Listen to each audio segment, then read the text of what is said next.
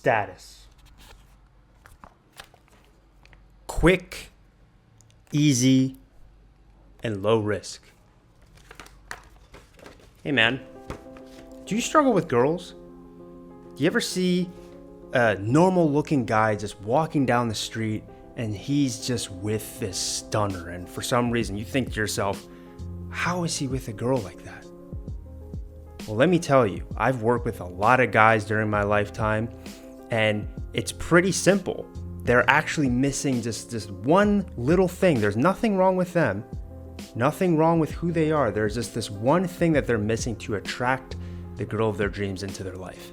And the best part is, it's really, really easy and really simple. And once you implement this method, the method that I call the Lost in the Labyrinth method, you will see unlimited results and you'll be able to get any woman you lay your eyes on. I had some students use this technique of mine, implement it, and all within less than a week, they've gotten the girl of their dreams. And worst case scenario, some of them it only took 1 month. That is how simple, stupid, and effective this method is. And you might be thinking to yourself, Kevin, this sounds too good to be true. Well, I believe in it so much that if you are not happy with your results and you don't get the types of results that these other guys have gotten, then I will give you a full refund, no questions asked. You have a 30-day money-back guarantee. All you need to do now is click that add to cart button, and the girl of your dreams is waiting on the other side. This right here is the key to everything. If you understand this, you will be a millionaire. If you're unscrupulous and you're not a goody two-shoes creative dweeb like I am, because I used to do that stuff myself, mostly working for other people. I couldn't really bring myself to do that for my own like course or coaching business.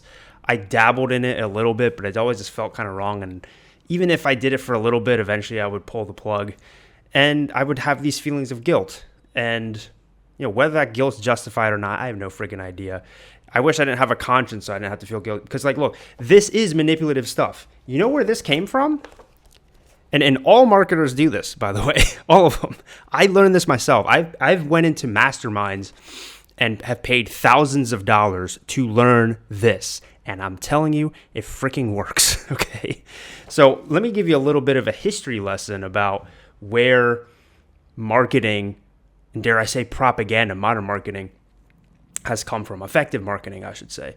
So one of the progenitors or one of the forefathers of that sort of selling is somebody named Edward Bernays. Now, Edward Bernays was actually a nephew of Sigmund Freud. So this guy, maybe he had the genetics for it to just really understand people. Maybe, he was really close to Freud. I have no idea. But this guy was a certified genius. He even wrote a book called Propaganda. And one of the things he's really famous for is a company hired him to sell tobacco to women. This was back in, I think, the 1920s, because back in the day, people didn't really understand the health consequences of tobacco, but more so was looked at as a very masculine thing. And so this company went to him and they were like, hey, we can double our profits if we have women buy this too, but it's not considered very womanly, right? And so he came up with this marketing campaign of, instead of you smoking a cigarette, what you're doing is you're lighting a torch of freedom. By lighting a torch of freedom, and this is around the times where like women's rights was like a big thing, by the way. By lighting a cigarette, you are showing your solidarity for women. You are showing your freedom as a woman, as an American.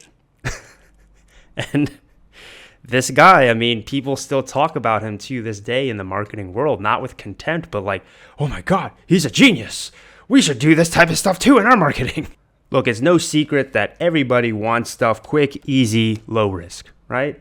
But the revolutionary thing that he talked about, which doesn't seem very revolutionary to us now, is how much we are driven by status. Let's just say that you want to get rich, right? Why would you want to get rich? Really break it down. Oh, so I can buy a lot of stuff. I can buy a Lamborghini. I like cars. Oh, I want to go on nice vacations. Oh, I want to have a hot girlfriend. But are you okay with having all of those things without anybody knowing about it, and only you, and keeping it secret? Well, no, I want people to kind of know that I have it. Most people who have Lamborghinis don't give a fuck about cars. If I ask the average Lamborghini owner, hey, what is a catalytic converter? They'd probably say something like, oh, I don't know, man. I hated physics class. I escaped the 9 to 5 and became an entrepreneur, so I didn't have to do stuff like go to school and learn what a catalytic converter is. Like, the vast majority of people, when they get these things, they want status, they want flex, right? It's very deeply ingrained in us because we are social creatures. And for you to be high status among your tribe is very big. But more specifically, it's not just being high status, it's making sure that you're not low status, right? Because being low status, you can get kicked out of the tribe. The whole thing Jordan Peterson talks about of how like a low status lobster like hunches over or some shit. I don't know. Like, clearly, I'm not saying anything new here, all right? But this is something that Edward Bernays caught on to before people really understood the power of status. And he used that through his propaganda campaigns. And it was so insanely psychologically effective that even to this day, people still use his principles, whether they know that they got them or not, because more than likely they read it from somebody else who read it from somebody else who then was inspired by Edward Bernays. And people in the modern day use this for everything. And it's very valuable to understand this so that you know not to get scammed. Now, a lot of you guys, that fake little scenario I said at the beginning, you probably saw right through it because it looked goofy and all that. But I'm telling you, if it's something that you truly cared about, you're not going to see it. You're not going to see it at all. In fact, it'll sound amazing to you. This happened to myself. I've been, when I was younger, I had my own personal training business, but like I was starting to get really jaded with it and I wanted to just convert everything online. And I fell for some of these gurus and scammers. I really did. I mean, look, to their credit, like I had one guy that actually did help me. I don't know if he's a scammer or not. I think it just kind of worked out for myself. I'm not going to name names, but this appealed to me. It went something like this. Hey, are you sick and tired of working all the time as a personal trainer? Well, let me tell you, there are people right now in this world who work part-time, work online, travel the world, and they're making $10,000 a month, $20,000 a month, $30,000 a month. And the crazy part is they got their business and they built it from scratch from 0 to 30 grand in less than a month of working with me. Here are the stories of all these people that did that. And the best part is, if you don't see results in 30 days, then you don't pay. You get a full refund, no questions asked. How does that sound? How much is the price? Just one low price of $10,000 for a lifetime of value. I know maybe it sounds insane to some of you, but I paid it. I did that. I don't think it was $10,000, but it was in the thousands. And if it's something that like really matters to you, you really care about, you're going to pay it. Just like you can predict the behavior of rats in a lab experiment, you can predict the behavior of most human beings. You included, me included. The only thing that bulletproofs you from manipulation and deception is to understand that that person is actively trying to do that and where they learned it from. And this, I'm telling you, is the blueprint. It really is that simple. If you want to appeal to somebody's desires, if you want to appeal to the herd-like mentality, which actually Edward Bernays said verbatim, he might have read Nietzsche for all I know using that type of verbiage, then you do this. It's a herd mentality to want status. And no matter how great or cool or innovative or creative or rebellious you think you are still part of the herd. And you still care about what the herd thinks. One philosopher I've really been getting into lately is Martin Heidegger. And he has a term for what Nietzsche, I guess, would call the herd, which he calls the they.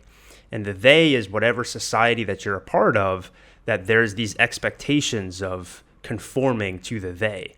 And then there's also what you want to do, you being authentic, authentically yourself, and you're always tempted to be inauthentic based off of the influence of the they.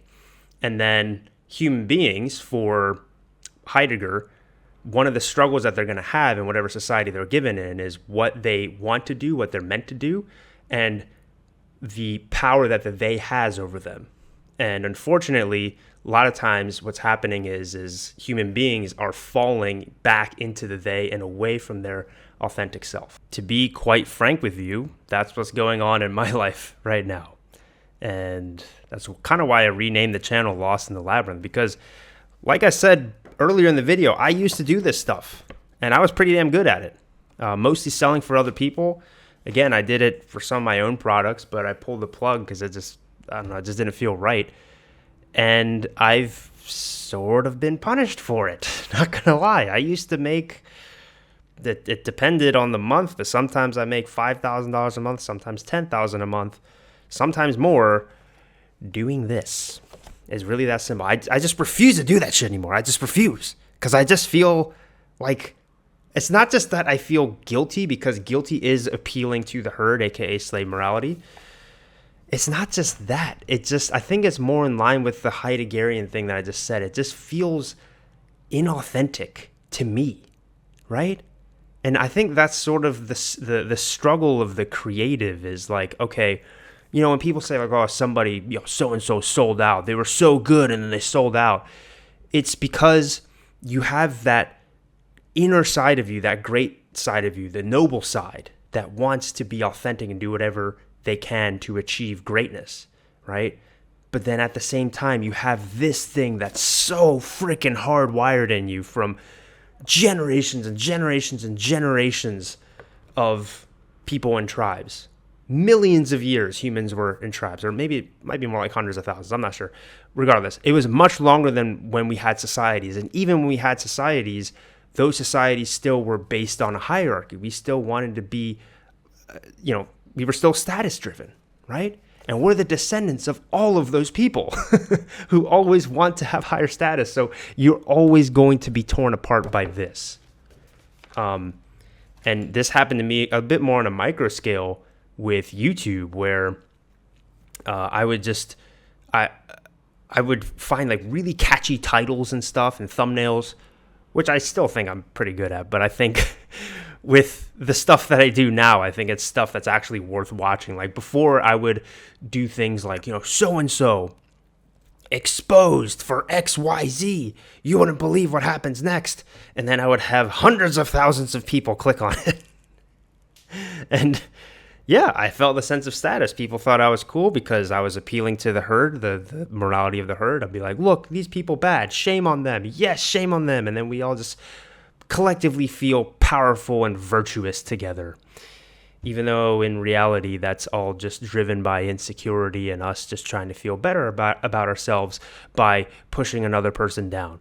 Even if that other person being pushed down deserved it. Especially if they deserved it, we would feel nice and virtuous about it. And this all leads me to think, man, like if human beings are, especially en masse, so susceptible to being manipulated by just this simple little formula like this, and you understand that, and you're not willing to play into that game, because especially if you're a creative person, this is so simple that it just hurts you. Just put aside the ethics behind, scamming and lying to people. This is just so freaking uninteresting, Like, I spend hours and hours coming up with video ideas and little skits and little AI art stories and all this cringy stuff, Maybe it's not that good. I don't know. That's just who I am. I'm just trying to express myself. That's just what I like to do, right? And then I could just be financially rewarded super handsomely just doing this. Meanwhile, the other stuff, nobody gives a fuck about, Or not, they don't give a fuck about it enough to pay money for it, at least. It's so tempting, man. It sucks. And then you think about it this way, where in a society where status is almost directly proportional to your wealth, it wasn't always that way, by the way. This is just a symptom of modernity. Although the two things were always highly correlated, nowadays I'd say it's directly correlated because there's no collective values or collective narrative that everybody buys into. as sort of a standard to live by, right? Or as an example of what the ideal person should be. We don't have that anymore. So the only thing that we have is something very tangible. Oh, what is your net worth? Your net worth is what you are worth as a person, bro. And something like that truly makes me worried for the future. I'm not necessarily nihilistic. I am optimistic about certain things. I'm optimistic about the idea that technology allows for information like this to spread. Although there's bad information that spreads, there's good information too. And I'm also optimistic about the idea that you can travel around and go to different countries and different cultures. There's new emerging economies, new different cultures you can immerse yourself in. For me, I've already done that. I've left the U.S. years ago, and now I'm mostly in Vietnam, but I've also been in Thailand. These sort of emerging economies. The cultures here, although, yes, they give a shit about money. They care a lot about money, mostly for the wrong reasons, because historically they've mostly been in poverty. They don't necessarily put status or equate status with money the same way the West does. And if they do, it's a behavior that they've learned from the West. So hopefully that's not something that's just going to corrupt the minds of everybody here, especially as these countries develop more and more. But yeah, I don't know, man. It just sort of saddens me. And I think this is like the true red pill as a creative person is knowing that creativity is not, in fact, rewarded financially. What's rewarded financially is doing what works and manipulating people. And for me, as a Nietzschean, especially because it's like as I know this sounds wild, right? The more that I've studied Nietzsche, the more I've understood human psychology, and the more guilty I would feel doing these psychologically manipulative things, because I actually could do this much better than I actually could back when I was doing it, because I have such a better understanding now of how people actually work based off of me reading and studying Nietzsche religiously. It's not just him. There's a lot of other psychologists that I study as well, and philosophers like I mentioned Heidegger a while ago. But really understanding how human beings work. It's tempting, man. It's like with great power comes great responsibility. But also it's tough living in a world where it's like, it's almost like people don't really care like how you made your money as long as you just freaking made it. Like, there's this show that I used to ridicule a lot on my old channel. It's called Fresh and Fit. Probably heard of it, a lot of you. And I remember people were saying like, oh, Fresh and Fit, they're bad and whatever. But I love to see that they're getting paid. More specifically, a YouTube channel called Auburn Preach said it. Auburn Preach, who they're a great YouTube channel. But they're like, oh, I love to see a black man get paid. It's like, what? Doesn't it depend on what they're doing? Right? They're getting paid by shitting on modern women, or they get OnlyFans girls and then they say, see, all women are like this. And they just influence guys who are struggling in their dating lives and are maybe really introverted and shy and afraid to talk to girls. And so because of that, the only interaction that they see with women are online, and then they get this perception that all modern women are these thoughts that want to go on OnlyFans. And that's how they make their money, by doing rage bait stuff like that. And yet at the end of the day, nobody cares. Well, at least he's rich. At least he's got the bag. Oh, I respect the hustle. He's chasing the bag. It's like, yeah, but it matters how you make your freaking money, bro. And, okay, so they're a perfect example, Fresh and Fit. They promise you to increase your status. So Fresh and Fit, Andrew Tate, if you don't know who they are, there's like, you probably know who Andrew Tate is. They're kind of in the same circle. Okay, you're going to increase your status by becoming a high-value man. The quickest way to do that is to become an entrepreneur. It's really easy. All you got to do is buy my course for $50 a month or whatever it is. And it's low risk. If you can cancel anytime if you don't want to, or if you don't see results. And here's the kicker. Most people don't do this. I'm telling you, as somebody who used to push that offer out, you know why? It comes back down to this. It's a very low status thing to admit that you failed. Instead, similar to how people who go to Planet Fitness and they pay, I don't know, $5 a month or whatever. I think it's $10 a month now with inflation. If everybody went to Planet Fitness for $10 a month, the gym would be so crowded that it wouldn't work. The reason it works is because a lot of people pay $10 a month and they don't cancel it because there is a pain involved with you admitting to yourself that you're a failure that can't be or doesn't have the discipline and willpower to go to the gym regularly. And so instead you hold on to that little bit of hope that that one day you're going to go to the gym, or one day you're going to use that membership.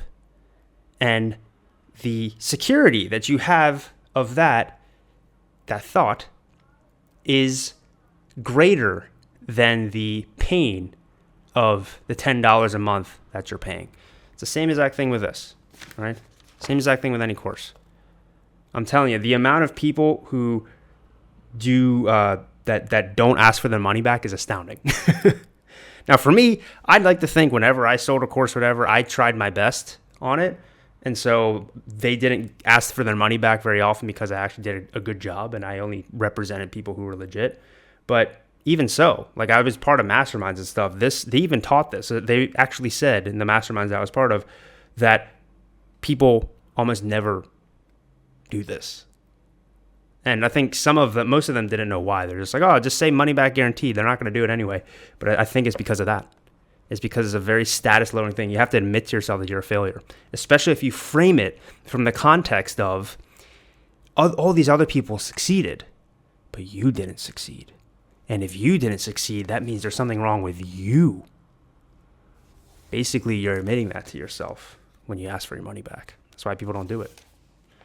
Anyway, I don't really know if there's a point to this video. I've been saying that a lot lately. Like, I'm not every single video that I make is going to be propositional. If that's what you're trying to look for in this channel, you're not going to get it from me. A lot of my videos will be propositional, right? Like I'll say like, here's the thing, here's what I think about the thing, here's the solution to the thing. People like to watch videos like that. But I'm trying to be a bit more authentic on this channel, less so just appealing to what I think you want to see. And I just want to talk about the stuff that's on my mind. And this is the stuff that's on my mind. So, well, that's about it for this video. If you want to support the channel and not force me to, start doing this stuff to make a quick buck, well, don't worry. I'm too far gone anyway down the path of authenticity, I guess you could say, for better or for worse. I'm not going to do this shit anyway.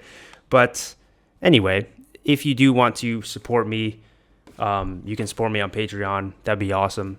And if you want to actually hop on group coaching calls with shadow work, which I keep at very low cost because the majority of my clients are in their 20s and honestly, they don't make a lot of money, then you get half off of my coaching services on there. And if you don't like it, you get your money back. I'm just joking. No, you don't. But I don't charge you that much anyway, so it's all good. Anyway, if you're interested in that, go ahead and follow the link in the description. Otherwise, I'm also posting a lot on Instagram now. I really want to focus a lot on Instagram in the future. So I'm going to start posting on there a lot more. And so if you don't follow me already, I'm going to be posting exclusive content on Instagram. So go ahead and follow me there. If you have any questions, you want to just say, hey, I dig your videos, you're awesome, or I hate your videos, you suck, you can message me there on Instagram. So that's it. Thanks so much for watching. Yeah, see ya.